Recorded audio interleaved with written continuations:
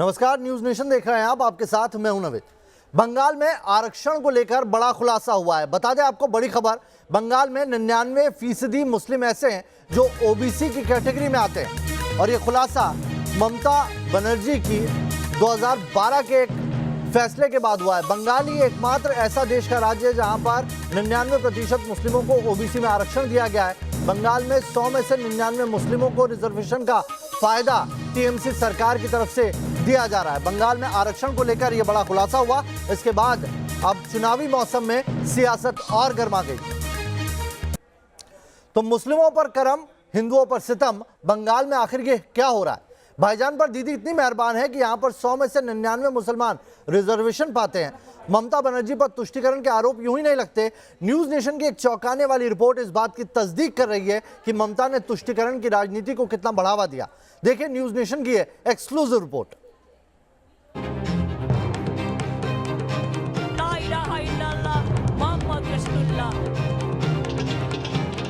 भाईजान पर दीदी मेहरबान, आरक्षण लेते 99% मुसलमान। बंगाल में तुष्टीकरण पर नया घमासान। यह है बैटल ऑफ बंगाल का नया ट्विस्ट। सीएए एनआरसी से प्रभुराम के जयकारे और चंडीपाठ से होते हुए अब बंगाल का रण पहुंच गया है मुसलमानों पर मेहरबानी तक। इस नए सियासी संग्राम का एपिसेंटर है ममता सरकार का वो ऑर्डर जो आया तो था साल 2012 में, लेकिन लेटेस्ट पॉलिटिकल कंट्रोवर्सी बन गया। इस ऑर्डर को कैसे पास किया गया, क्यों पास किया गया, ये भी बताएंगे, लेकिन पहले समझिए आखिर ये ऑर्डर है क्या। 2012 के पश्चिम बंगाल बैकवर्ड क्लास बिल के जरिए 99% मुस्लिम आबादी को ओबीसी कैटेगरी में शिफ्ट कर दिया गया। बिल अमल में आने के बाद मुसलमानों में सिर्फ सैयद और सिद्दीकी जो ऐसे वर्ग रह गए थे जो ओबीसी कैटेगरी में नहीं आते थे।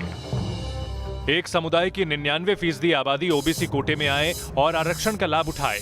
यही है वो पॉइंट जिसको लेकर बीजेपी अब दीदी को कटघरे में खड़ा कर रही है। मुस्लिम लोग को वो भाटा वाला जो वो चक्कर था वो शुरू किया था और वो हम लोग बोले थे कि हिंदू पंडित को क्यों नहीं, तो उसके बाद शायद हिंदू पंडित को भी एक क्लास देख के, एक सेग्रीगेशन देख के दिया गया था। बिकॉज मेरा मानना ऐसा है कि seeing that who pandits who are pro TMC money will be given to them, right. तो जात पात वाला जो चक्कर है ये टीएमसी करते हैं, ये कांग्रेस करते हैं। 98 में हम लोगों का पार्टी का गठन हुआ, उस टाइम से ये सारे लोगों को लेकर चल रही है। ओबीसी हो, एचसी हो, उसके बाद में माइनॉरिटीज़ हो, ये कोई नई बात नहीं है। हमारी जो नेत्री ममता बनर्जी है वो विकास के लिए काम करती है, गरीबों के हित में काम करती है, माइनॉरिटी के हित में काम करती है। जितने भी वर्ग है वो तमाम लोगों के लिए, ये ना कि हम अपना वोट बैंक के हिसाब से, ये हमारा नेत्री का उद्देश्य नहीं है। ये नेत्री हमारी ये नहीं करती है। सियासी वार पलटवार की वजह है ओबीसी रिजर्वेशन का वो फायदा जिसके दायरे में 99% मुस्लिम आबादी आ गई। पश्चिम बंगाल में ओबीसी वर्ग को सरकारी नौकरियों में 17% आरक्षण हासिल है। मुसलमानों की 99% आबादी को आरक्षण के दायरे में लाने के लिए 2 कैटेगरी बनाई गई थी। पहला वर्ग था ओबीसी ए कैटेगरी, जिसमें 66 मुस्लिम जातियों को शामिल किया गया, जबकि दूसरे वर्ग यानी ओबीसी बी कैटेगरी में 41 मुस्लिम जातियों को शामिल किया गया। इस हिसाब से बंगाल में मुसलमानों की 107 जातियां ओबीसी आरक्षण के दायरे में आ गईं। कुल 17% रिजर्वेशन में से 10% ओबीसी ए कैटेगरी के लिए थी और 7% ओबीसी बी कैटेगरी के लिए। हालांकि इस बिल के तहत 12 हिंदू जातियों को भी ओबीसी कैटेगरी में रखा गया था, लेकिन आबादी के लिहाज से हिंदू ओबीसी मुस्लिम ओबीसी से काफी कम थे और इसी को बीजेपी ने अपना पॉलिटिकल एजेंडा बना रखा है। पश्चिम बंगाल के लिए अपने मैनिफेस्टो में बीजेपी ने महिसिया, तेली और दूसरी हिंदू जातियों को ओबीसी कैटेगरी में शामिल करने का वादा किया है। तो टाइट चुनावी फाइट के मद्देनजर दीदी ने भी रिजर्वेशन के गिफ्ट का ऐलान किया है। टीएमसी ने भी महिसिया, तामुल, साहा जैसी जातियों को आरक्षण के दायरे में लाने का वादा किया है। सवाल ये उठ रहे हैं कि दीदी को अगर रिजर्वेशन देना ही था तो 9 साल का लंबा इंतजार क्यों किया गया? जब 99% मुस्लिम जातियों को आरक्षण दिया गया उस वक्त दीदी को हिंदुओं की याद क्यों नहीं आई? पश्चिम बंगाल के पिछड़ा वर्ग विभाग के आंकड़े के मुताबिक 38 लाख सर्टिफिकेट ओबीसी के बांटे गए। दीदी सरकार के द्वारे सरकार योजना के तहत भी हजारों लोगों का रजिस्ट्रेशन इस सर्टिफिकेट के लिए कराया गया है। चाहे विकास का दम भरा जाए या फिर किसी समुदाय विशेष की तरक्की का, चाहे अनचाहे भी ऐसे कदमों के पीछे वोट बैंक की राजनीति ही नजर आती है। कहने वाले जरूर कहेंगे, जब दीदी को मुस्लिम वोट की दरकार थी तो मुसलमानों पर ओबीसी की मेहरबानी की बरसात की गई, और अब जब हिंदू वोट खिसकता नजर आ रहा है तो हिंदू जातियों की याद ममता बनर्जी को आई है। इसी वजह से चुनावी गुणागणित को भी देखना और समझना जरूरी है। बंगाल में तकरीबन 50 विधानसभा सीटों पर ओबीसी वोट बैंक ही डिसाइडिंग फैक्टर है। 2019 लोकसभा चुनाव के दौरान टीएमसी के ओबीसी वोट बैंक का हिस्सा बीजेपी की तरफ झुका और वेस्ट मिदनापुर, हुगली, हावड़ा जैसे जिलों में बीजेपी ने अच्छा प्रदर्शन किया था। ये पहली बार नहीं है जब मुस्लिम तुष्टीकरण को लेकर ममता बनर्जी को कटघरे में खड़ा किया गया हो। इससे पहले मौलवियों और पुरोहितों के भत्ते को लेकर भी दीदी को सवालों का सामना करना पड़ा था। इमाम साहेबरा ताদের ধর্ম পালন করলেই ভাতা পাবেন, আর আপনাদের কি করতে হবে 1000 টাকার জন্য? সাক্ষরতা। बीजेपी को बखूबी पता है कि ओबीसी वोट बैंक बंगाल की चुनावी लड़ाई में अहम भूमिका निभाएगा। यही वजह है कि तुष्टीकरण को लेकर कमलधारी टीएमसी पर चौतरफा वार कर रहे हैं। तुष्टीकरण की राजनीति करके आध्यात्मिक व्यवस्था के साथ सांस्कृतिक व्यवस्था के साथ खिलवाड़ करके अपने वोट बैंक के लिए नष्ट करना चाहते हैं। Team news nation.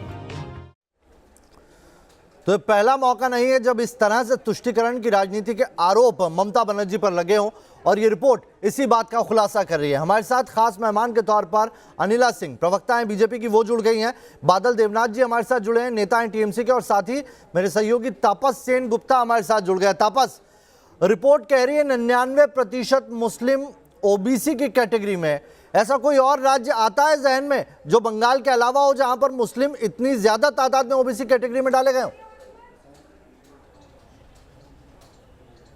जी देखिए, पश्चिम बंगाल में जब से ममता बनर्जी सत्ते पर आई है उनके खिलाफ ये आरोप लगता आया है कि वो मुस्लिम तुष्टीकरण की राजनीति करती रही है, सिर्फ अपने वोट बैंक को बचाए रखने के लिए। और अगर तृणमूल कांग्रेस की बात की जाए, जो आरोप लगाया जा रहा है कि 99% मुस्लिम को ओबीसी कैटेगरी में शामिल किया गया है, तो तृणमूल कांग्रेस का ये कहना है कि सच्चर कमेटी के रिपोर्ट के तहत ये कहा गया था कि मुसलमानों का कोई भी डेवलपमेंट पिछले 60-65 सालों में नहीं हुआ था, और कहीं ना कहीं वो इजाफा, अगर डेवलपमेंट की बात की जाए, विकास की बात की जाए, तो सच्चर कमेटी के रिपोर्ट के तहत कुछ रिकमेंडेशंस थे, और अगर उन्हें नौकरी के लिहाज से संरक्षण की ज़रूरत है, अगर उन्हें पढ़ाई के लिए कुछ एक्स्ट्रा फैसिलिटीज़ की ज़रूरत है, तो उन्हें ओबीसी कैटेगरी और अलग अलग कैटेगरीज में उन्हें शामिल करना भी ज़रूरी था। ये दलील कहीं ना कहीं तृणमूल कांग्रेस की तरफ से दिया जा रहा है। और ये गौर करने वाली बात होगी कि इस बार बीजेपी के संकल्प पत्र में भी काफ़ी जनजातियों को ओबीसी कैटेगरी में जोड़ने की बात की, अगर बीजेपी सत्ते में आई। अब देखने वाली बात ये होगी कि 2021 के चुनाव के नतीजे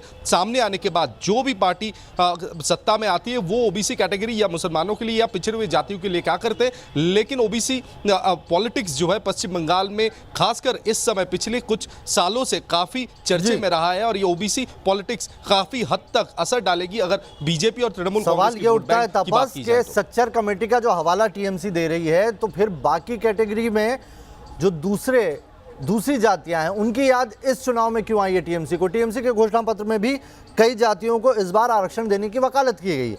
बादल देवनाथ जी, क्यों आपके लिए सब समान नहीं है? दीदी की सरकार में तुष्टीकरण क्यों दिखाई पड़ता है?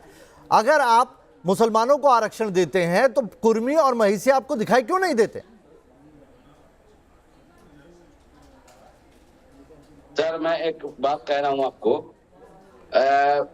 आपका जो एड के समय जो चला मैंने वो सुना, सिर्फ देखिए शहीद और सिद्दीकी, आपने कहा आपका चैनल अभी दिखाया वो बाहर है, ओबीसी से बाहर है, क्योंकि वो जनरल कास्ट है। जैसे हिंदुओं में जनरल कास्ट होता है, ऐसे वो जनरल मानते हैं, इसलिए शहीद और सिद्दीकों को बाहर रखा गया। वो इमाम है, कोई पीर सिद्दीक के अंदर का कोई पीर जाता है, जैसे हम मतलब मान रहे आपने दिया हुआ आरक्षण, लोग क्या है वो सुनिए ना, और बात सुनिए ना, आंसर तो लेना है आपको। और मुस्लिम संप्रदाय का 20 साल 30 साल से उन लोगों का डिमांड था बंगाल में। लेफ्ट के समय भी उन लोग ने बुद्धदेव चर्च के पास डिमांड किया था, चार्टर ऑफ डिमांड दिया, ममता बनर्जी के पास दिया था।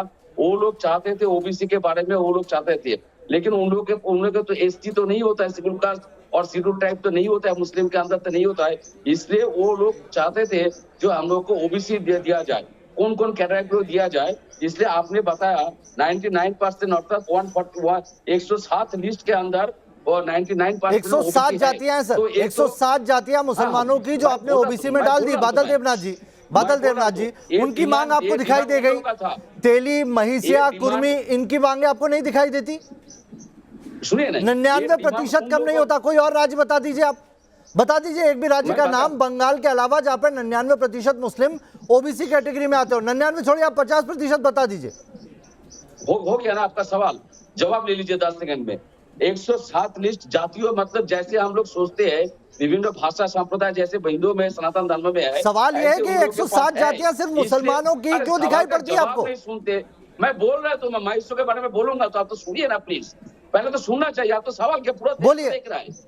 तो 107 लिस्ट उनके अंदर है, ये उन लोगों का डिमांड था। ममता बनर्जी एक ब्राह्मण है, बनर्जी है, उनका वो इतना लोगों के जानकारी उनके पास भी नहीं था, किसी के पास नहीं रहता है, किसी को धर्म के बारे में हम लोग आप भी नहीं जानते। तो उसका डिमांड था, वही डिमांड के ऊपर ममता बनर्जी गवर्नमेंट ने 107 लिस्ट के अंदर जातियों के अंदर ओबीसी का सर्टिफिकेट 99% दिया ममता बनर्जी। दूसरा बात है इमाम भाता, ब्राह्मण भाता, दोनों ही बंगाल में इमाम भाता, ब्राह्मण भाता मिलता है। पहले इमाम भाता, उसके बाद ब्राह्मण भाता। तीसरा बात है आपका महिष्य के बारे में आपने बताया, कुर्मी के बारे में बताया। महिष्य पहले से ही आदिवासी एससी है, उन लोगों के पास सर्टिफिकेट, एससी सर्टिफिकेट है। फिर क्यों दिया आपने घोषणा पत्र में?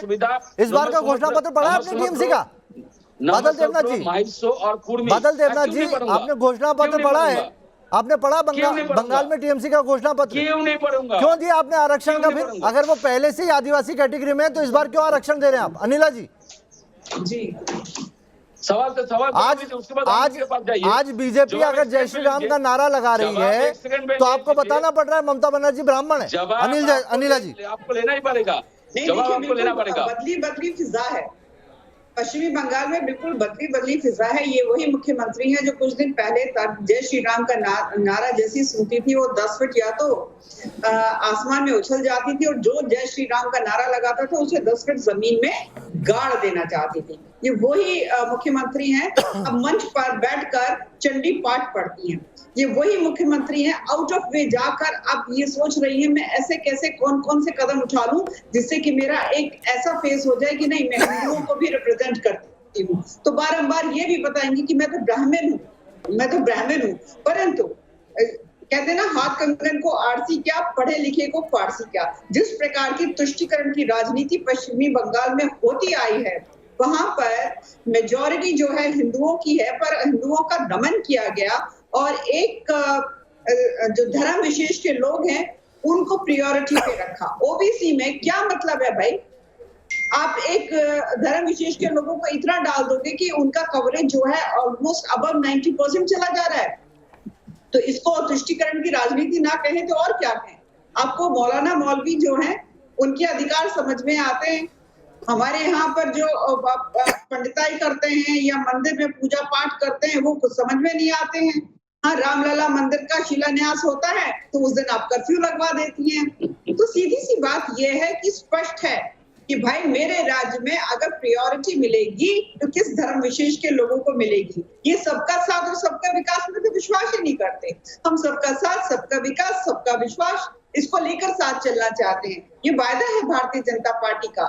जब हम सत्ता में आएंगे किसी का भी कोई भी किसी भी प्रकार का तुष्टीकरण नहीं होगा। आप मेरे देश के नागरिक हैं, आप पश्चिम बंगाल में रहते हैं। बादल जी बताइए, जो अधिकार क्यों आप समानता पे यकीन नहीं करते? क्यों आपको तुष्टीकरण की राजनीति आपको सूट करती है? क्योंकि ये वोट बैंक से जुड़ी हुई है। आपसे जवाब लेंगे तो चलिए वक्त जाया नहीं करते और सीधे बादल देवनाथ जी आपके पास आता हूं मैं। बताइए, अगर बीजेपी नहीं आती तो अभी भी आपको हिंदू जातियों के आरक्षण की याद नहीं आती? आप मुसलमान जो मौलवी हैं उन्हें पंडितों से ज्यादा भत्ता देते रहते हैं अभी भी। हो गया सवाल, मेरा जवाब भी सुन लीजिए। अनिल जी, आपको कुछ पता नहीं है। मंडल यही भाजपा ने पार्लियामेंट में मंडल कमीशन का विरोध किया। आज जेपी नड्डा बंगाल में आके मंडल कमीशन का बात कर रहा है, अर्थात एससी एसटी शेड्यूल कास्ट का बात, ओबीसी का बात कर रहा है। तीसरा, आरएसएस क्या चाहता है? अनिल जी, मेरा जन्म आरएसएस में हुआ, 20 साल वहां पर चला गया मेरा। आरएसएस एसटी एससी ओबीसी बादल देवनाथ जी आप क्या कर रहे हैं वो देखिए ना। आप खुद क्या कर रहे हैं ये नहीं देखेंगे। आप तुष्टीकरण की राजनीति लगातार करते हैं। मंच से जय श्री राम का नारा लगता है, दीदी नाराज हो जाती है। मंच पे अगर अल्लाह अकबर का नारा लगेगा दीदी होंगी नाराज। दीदी तो कलमा पढ़ती है मंच से। सब छोड़िए। चलिए सर, वक्त इतनी इजाजत दे रहा है। बहुत बहुत शुक्रिया आपका हमारे साथ जुड़ने के लिए। इस बुलेटिन में अभी के लिए इतना ही। तुरंत लौट रहा है।